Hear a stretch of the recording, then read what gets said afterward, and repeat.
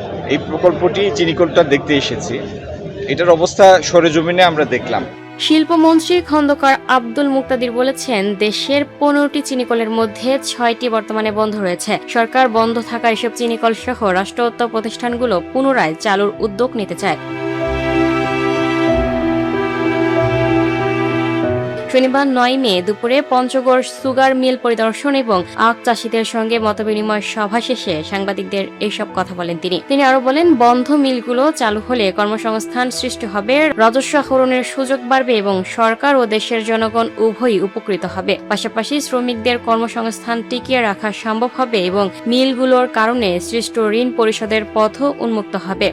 শিল্পমন্ত্রী আরো বলেন, চিনিকলের সঙ্গে সংশ্লিষ্ট আখ চাষি ও শ্রমিকদের স্বার্থ রক্ষা নিশ্চিত করতে হবে। একই সঙ্গে মিলটি যাতে লাভজনকভাবে পরিচালিত হয় এবং রাষ্ট্রীয় সম্পদের অপচয় না ঘটে সে বিষয়েও সরকার গুরুত্ব দিচ্ছে। মিলগুলো সংস্কার ও আধুনিকায়নের সম্ভাবনা এবং বিকল্প উপায়গুলো খতিয়ে দেখা হবে জানান তিনি। খন্দকার আব্দুল মুক্তাদির বলেন, এই এলাকার মানুষের জন্য এই চিনিকলটি যেরকম একটা আবেগের বিষয়, প্রত্যেকটা এলাকায় সংশ্লিষ্ট মানুষ প্রত্যেকের জন্যই কিন্তু তার শিল্প কারখানা আবেগের বিষয়।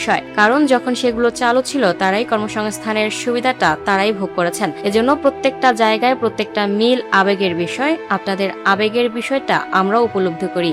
এর আগে পরিদর্শন এবং আখ চাষিদের সঙ্গে মতবিনিময় সভায় বিএসএসআইসি এর চেয়ারম্যান জাহাঙ্গীর আলমের সভাপতিত্বে আরও উপস্থিত ছিলেন পঞ্চগড় 1 আসনের সংসদ সদস্য ব্যারিস্টার মোহাম্মদ নৌশাদ জমির, শিল্প মন্ত্রণালয়ের সচিব ওবায়দুর রহমান সহ মিল সংশ্লিষ্টরা। এ সময় দ্রুত বন্ধ চিনিকল চালুর দাবিতে শিল্পমন্ত্রীর মাধ্যমে প্রধানমন্ত্রী বরাবর স্মারকলিপি প্রদান করে মিলের শ্রমিক ও কর্মচারীরা যে উপায়ে প্রতিষ্ঠানগুলি লাভজনকভাবে চালু করা যায়, দেশের স্বার্থ রক্ষিত হয়, তার সম্ভাব্য সবটি বিকল্প আমরা। Lucky Akter, up to date news, Dhaka.